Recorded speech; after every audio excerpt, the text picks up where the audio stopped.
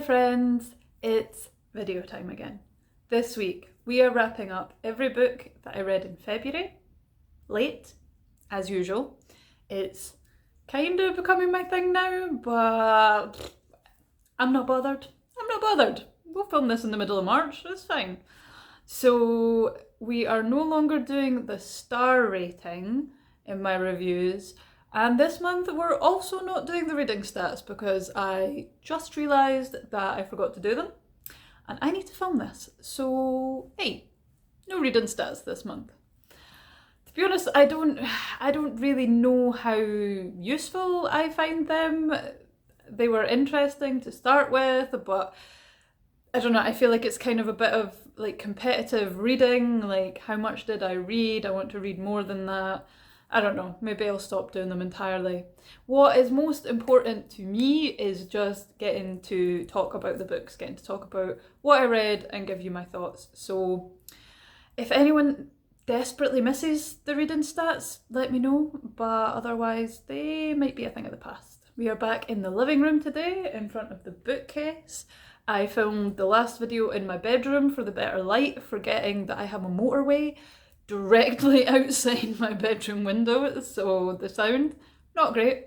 It is a constant battle in this flat. It doesn't have good light or sound, so we make do. We do what we can. We're also standing up this week. Maybe that makes things a bit more dynamic. You know, maybe I can move, I can talk. But also because I slipped down some stairs this week and have a bruise like this big on my arse, so sitting down a little bit uncomfortable. And now that I've given you that too much information, let's get into the books. Okay, so the first book on the list was a bit of a disappointment. I actually DNF'd this at about 50%, but I was so sure that I was gonna love it that I actually bought 2 copies, because the first one that I got off Amazon that said it was used acceptable came absolutely covered in yellow highlighter. Now I don't know about you, but for me that is absolutely not acceptable. See all you people out there who are annotating and underlining and highlighting your books in pen. What are you even doing? What are you even doing? Like, I get that that book is yours now. It might not always be your book. There is nothing more irritating than getting a second-hand book and it's covered in someone else's pen. At least pencil, you can rub that off. So, small rant over. This was recommended on an Ali Abdaal video that I watched. If you're in productivity circles on YouTube, you know who he is. It's a book about... I haven't even told you what the name is. It's The Practice by Seth Godin. So as the title suggests, it is a book about the creative process. And I thought that that was very timely for me to read this around about now with doing YouTube and feeling the resistance to filming and all that kind of stuff. So I thought, yes, Ali Abdaal's recommended this. He said it's life-changing. I'm gonna go read it. I bought 2 copies and it's just so disappointing. The problem with this book is it's kind of not really a book. Like, it looks like a book, but it does not quack like a book. It is basically just a collection of about 200 blog posts. They're all very short, like half a page to a page at most. And the whole experience of reading it, like trying to read it like a book, like sitting down for half an hour or 45 minutes and trying to read them in order, it just felt really disjointed and disorientating. I didn't enjoy it. I just felt that while there is obviously a core idea there that we should not be waiting around for inspiration or a muse or for creativity to strike us out of the blue, that creative work is still work and that you have to do it whether you feel like it or not. There wasn't any story to it. There wasn't anything for me to connect to or latch onto. It was just, here's a wee short thing, and here's a wee short thing, and here's a wee short thing, and here's a wee short thing. So about 50%, I got tired of it. I was like, I'm not enjoying this. I don't feel like I'm getting anything out of it. It's not telling me anything that I've not already heard before. Now, maybe it would have been different if it hadn't been recommended in a video called 4 Books That Changed My Life. However, I feel like a book that has the same message but just does it better is Big Magic by Elizabeth Gilbert.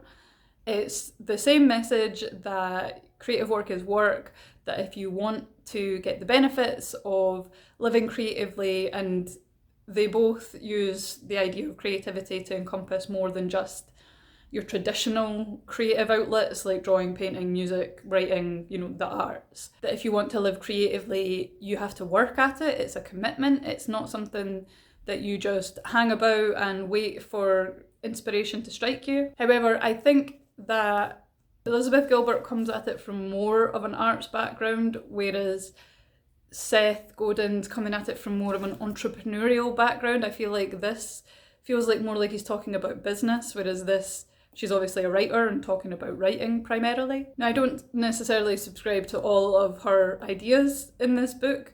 She has this sort of magical thinking that doesn't quite sit with me. However, I do think for me personally, when I'm reading these kind of non-fiction self-help type books, I'm still looking for a strong story for me to connect to.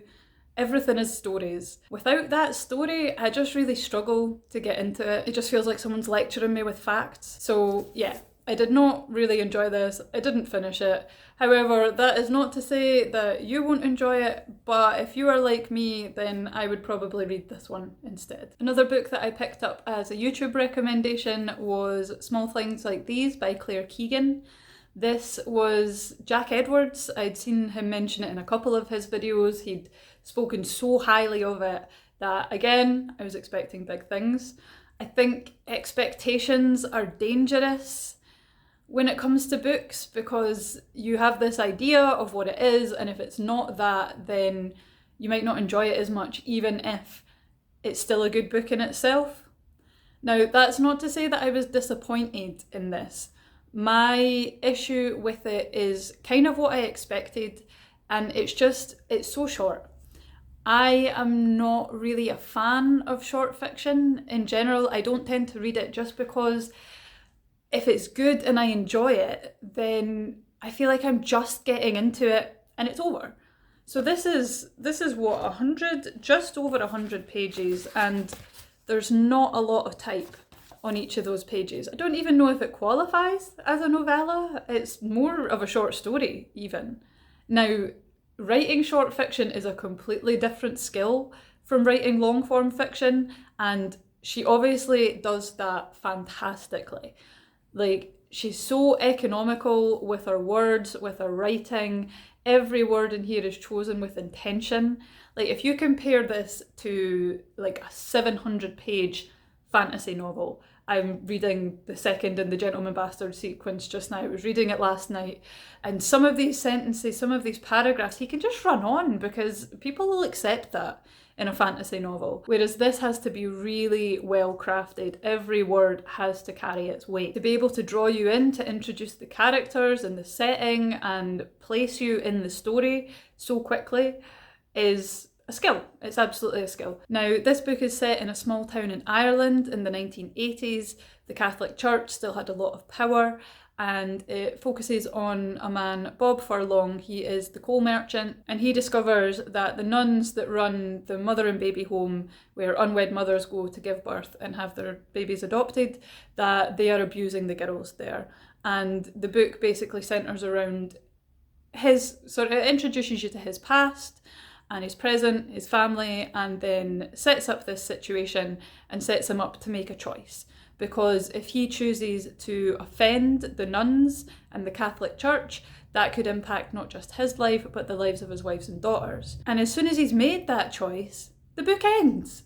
And I'm just getting ready to see the consequences of it, to see what happens. I'm like, this could really be building up to something amazing. Like a really heart-wrenching story of one man's struggle against institutional power. So I suppose to say that my only criticism is that it was too short is kind of a backhanded compliment in a way, that I wanted to spend more time with it. I thought the writing was lovely without being overworked. I think it reflects the character of the protagonist. Like, Bob Furlong, he's a very sort of straightforward workman-like man, but he has these higher moments, and I think the prose reflects that. And yeah, I just wanted about 200 more pages in a smaller typeface, and then yeah, it would have been great. So in December I made a winter books recommendation video where I talked about Northern Lights.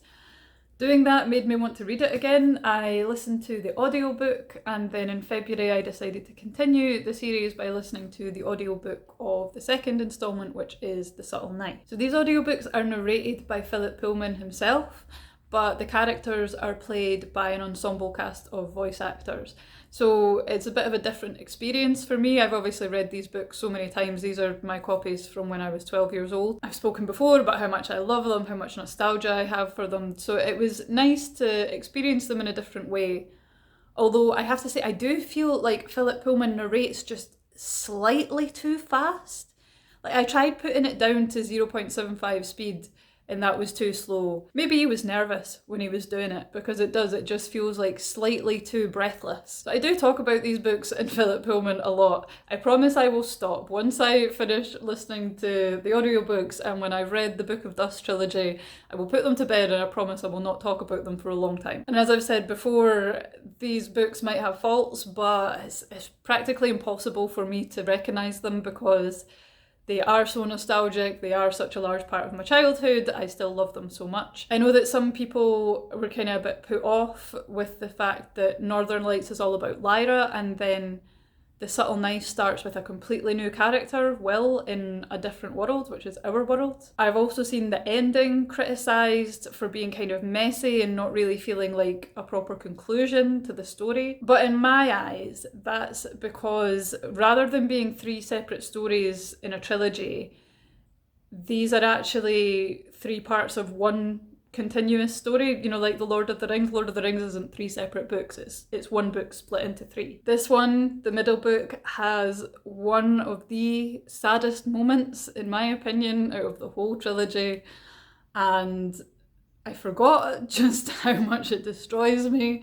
It destroyed me in print, so hearing it with the voice actors, I was not prepared. I was getting ready for work, very ill-advisedly listening to it while I was trying to do my makeup, and I was just fighting back tears because it is so sad. I think it destroys me more as an adult than it ever did as a child, but I just remember reading these when I was 12 and just being blown away by how the plot came together and the dark moments and how emotional it was. I just never read anything that was for kids but also so adult. But yes, as I said, I promise I will stop talking about Philip Pullman very soon. I just need to get through these 2 trilogies again and then we're done. Another trilogy second instalment that I read was The Girl in the Tower by Catherine Arden. This is the second book in the Winternight trilogy, which is set in medieval Russia, or what would become Russia. Russia wasn't a political entity at this time, and is based on and inspired by Russian folklore and fairy tales. So the first instalment is The Bear and the Nightingale, which was originally recommended to me by a friend, and when I saw it compared to Philip Pullman, I thought, okay, I'm gonna give it a go. I read the first one in December. It was on my winter recommendations video because while it wasn't a perfect book, I absolutely tore through it, and one thing that she does so well is atmosphere. She really captures the atmosphere of gathering round the fire on a cold winter night to hear a fairy tale. There's also a sinister element to it of things waiting out in the dark, and it just sends shivers up your spine. It's so good, she's so good at it. That's actually how the first book starts, is them gathering round the oven in the kitchen to hear a fairy tale. This is also how this book starts, and I assume that it's a thing that she does at the beginning of each book, because the fairy tale that is told foreshadows some of the events of the novel. The main character is Vasya, and in the first book we saw kind of her whole history from conception up to being in her mid-teens. At this point, Russia was becoming Christianized, but Vasya has the power to see the Cherti, which are the spirits of Russian folklore, the spirits that protect the bathhouse and the oven and the stables and the hearth and the home and so on. And the conflict in the first book comes from the tension between paganism and Christianity, with Vasya being seen by some as a witch, and also the tension between her gender and her inclinations, because the options for women in medieval Russia were get married, go to a convent, or be burned as a witch. In the second book, after the events of the first, she decides that she's going to leave her small village where she grew up. She wants to go out and she wants to see the world. Again, the tension comes from her gender and her concealment of it, but also that stories of the events of the first book have followed her in a twisted version, and there are certain people who want to peg her as a witch. Again, Catherine Arden just writes tension and atmosphere so well. There were creepy bits in this again, and I found them very creepy. I kept turning the pages. I wanted to find out what happened. However, I think probably my only criticism, and it applies to both the first and the second installments, is that I think she's maybe too good at the build-up and not quite good enough at the payoff. Or maybe not that she's not good enough at the payoff, but that she's so good at the build-up that it suffers in comparison. Like, I feel like when I read these books, I was so sucked in. I read them so quickly, tearing through them, want to know what happens, loving the atmosphere, loving the creepiness. And then you get to the end and it's just a bit, it just doesn't quite have the punch that you would expect from such a masterful build-up of tension. I feel like in the first one, she kind of let a lot of that tension go by having a sort of downtime. It was building, and then suddenly we had this moment where everything just sort of flatlined before the conclusion, and it's kind of hard to describe, but I feel like there's just something missing. But maybe it's just me. Maybe I always have to find something to criticise. I think as well because for this book in particular, her development of her relationship with Morozhko is quite a large part of it, and that's just not really a part of the story that I'm all that interested in. So those are the only downsides. I have been putting off reading the third one slightly because I have been told that it's going to make me cry, and I assume that means that something bad happens to an animal, because that is the absolute guaranteed way to make me cry. And I kind of have an idea what that might be, so... But I will be reading that in, if not March, then April, because I want to finish this trilogy. Another book that was on my 2024 TBR was Circe by Madeline Miller. After reading The Song of Achilles last year, I knew that I had to read her other book, although I did say in my TBR video that I didn't think I was going to enjoy this one as much as The Song of Achilles. Now having read it, I couldn't really say which my favourite is. They're both really strong. The Song of Achilles is more tragic and it made me cry, whereas this one didn't. However, this is a more hopeful story and they're just completely different. I think the reason I thought I wasn't going to enjoy this one as much is because the blurb makes it sound like it's primarily a story about the love between Circe and Odysseus, which I'm just not that interested in male-female love stories in novels. I'm too busy picking them apart for their gender roles and their heteronormativity.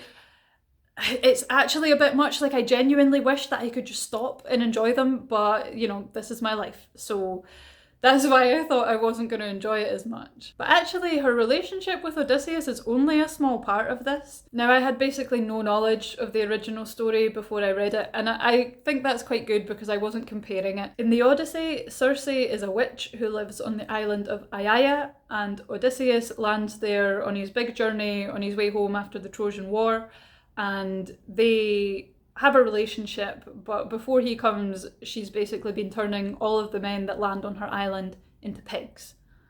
Now, this book creates an origin story for her, a whole history. It tells you why she's on the island, it tells you why she's turning men into pigs, and the story is a kind of conscious rejection of that type of heroic, mythic, violent masculinity that Odysseus represents, and it's obviously flipped to be from a female perspective and to make Circe a much more sympathetic character. I think because I was a little bit hesitant about the Circe-Odysseus relationship, that it took me a little while to really let myself get into it and be sold on it, but once I was, there were just so many moments of recognition where I just thought, yes, I relate to that, I vibe with that, I recognise that.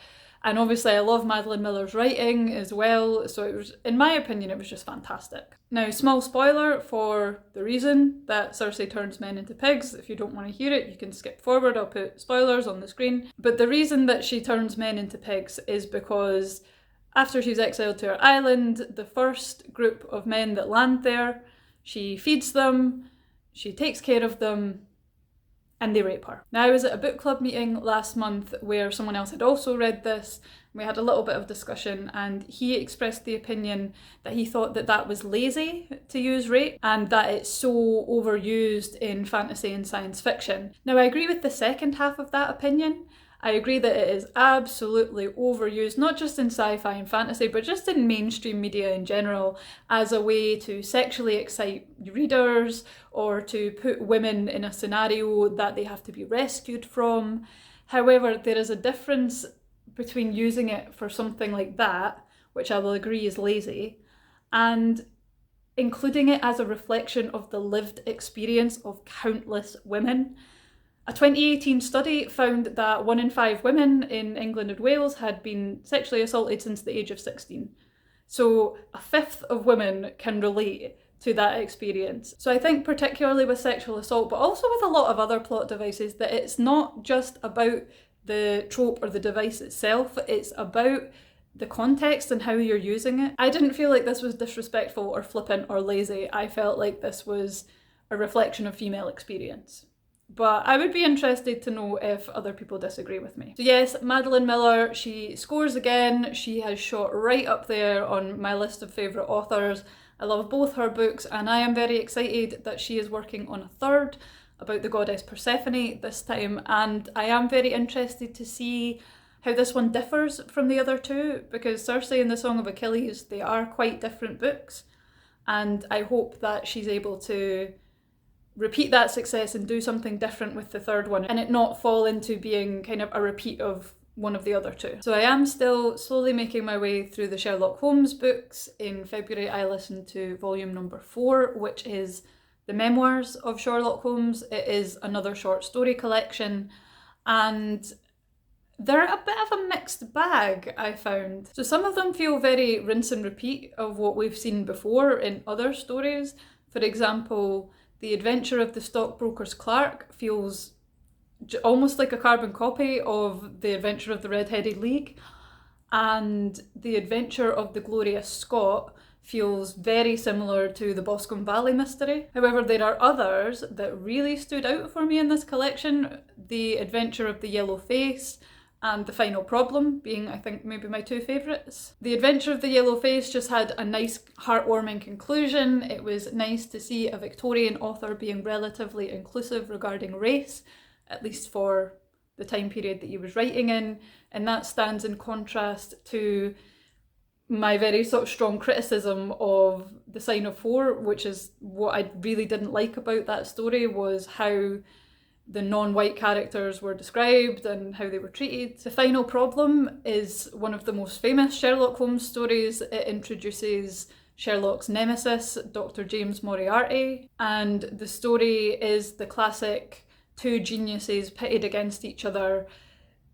I know what you're going to do, so I'm going to plan to counter what you're going to do, and then you're going to know what I'm going to do, and you're going to plan to counter that, and so on and so forth, and everyone's thinking like 3 moves ahead. Again, this has been done so many times since this story was written, so it's a little bit strange to go back and read an early, if not the earliest example. Like, when I was listening to it, I was thinking, oh, this reminds me of the later seasons of Bungo Stray Dogs, which takes that trope to like the extreme.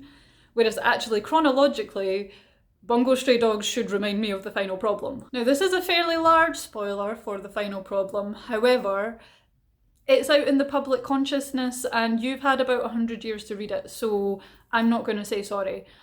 But The Final Problem was meant to be the final Sherlock Holmes story so that Conan Doyle could kill off Sherlock Holmes, and he created Moriarty as a way for him to go out in a blaze of glory and save the world from this criminal mastermind. However, the Sherlock Holmes fanboys were so distraught that he brought him back. There is another 5 books in the series. I am about halfway through The Hound of the Baskervilles, which is number 5. I am feeling a bit of fatigue With Holmes, I have to say, I think I'm going to take a bit of a break after number 5, and then maybe later in the year come back and listen to the other 4. Okay, so I have saved this one to the end of the video because the last time I spoke about feminism on camera, I got super flustered and found it very difficult to finish the video. In fact, I got myself so worked up about it, and then no one cared. No one cared, and that was my big fear, was that I was going to put my opinions about feminism out there on the internet and talk about a feminist book, and people were going to absolutely drag me for it. So it's really what I needed, was to realise that in the grand scheme of things, nobody really cares what I put or don't put on the internet. So I should be authentic. At the same time, I think it's important for me to talk about it, even just for myself, to give me more confidence in stating my own opinion. And also because I think it's important to have conversations about feminism, full stop. I am not necessarily going to be reading feminist books every month. I don't want this to be a specifically feminist channel. I want to talk about different things, but it is an aspect of my personality, and it's a fairly large aspect of how I assess books. So it's going to have an impact on the videos that I make. And also I know that there's a lot of people out there who say that you shouldn't make reading or entertainment in general political. However, I would argue it is political by its very nature.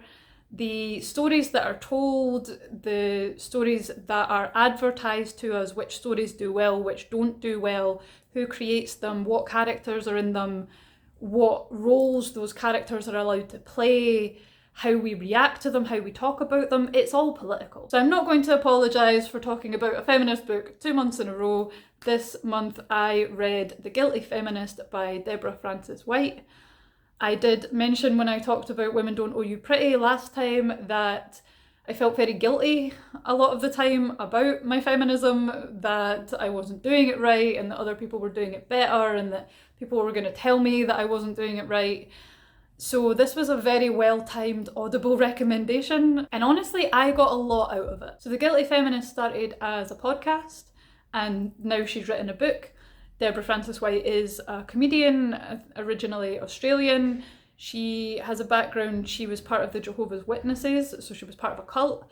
She then found the power to leave that. She moved to the UK, moved to London, she got into comedy, and now she uses that as a platform to talk about feminism and to champion feminist causes. The book has a little bit of history about feminism, a little bit of an overview of different movements within feminism. It talks about why we need feminism, reactions to feminism, why some women might feel guilty and conflicted about it, and it ends with a call to action. In hindsight, I really wish I'd bought the physical version of this book. Like, I listen to audiobooks when I'm doing other things, but I sit down and actually really focus on a physical book. And also, if I have a lot of ideas, then I will annotate it in pencil, but I will annotate it and I will be able to go back and I'll have notes. Whereas when I'm listening to audiobooks, I'm getting ready, I'm walking, I'm doing other things, I'm not really thinking about taking notes. So there were so many moments in this book that I connected with and I resonated with, but now trying to think back and capture them again, I'm like, I'm really struggling. Now, obviously, if you are going to go and read it, trigger warnings, it does deal with rape and sexual assault and violence against women. Obviously, those are very important issues for feminism. I think the one that I really remember was the chapter on consent. Again, listening to it while getting ready for work, really ill-advised, but I just had never really heard it spoken about that way.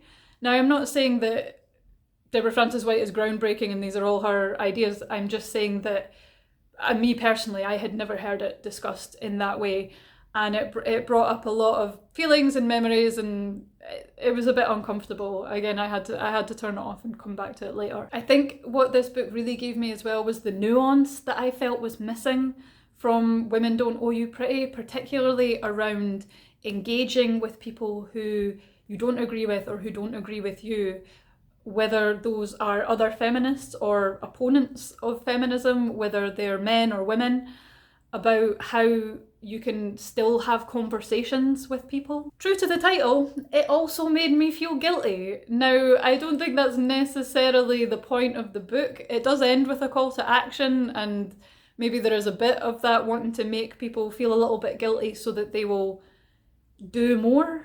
However, I just take it to the extreme all the time. I read something like that and I think, right, I should be out there organising marches and feminist book clubs and protesting and petitions and this and that and the next thing, and just feel so guilty that I'm not doing all of these things. But yet again, I've said it before, I am learning that in order to do more, I need to expect less. So there might be people who are in a position to go out and do that, but you don't just get up from the sofa and go out and start organising feminist events. You work up to it gradually.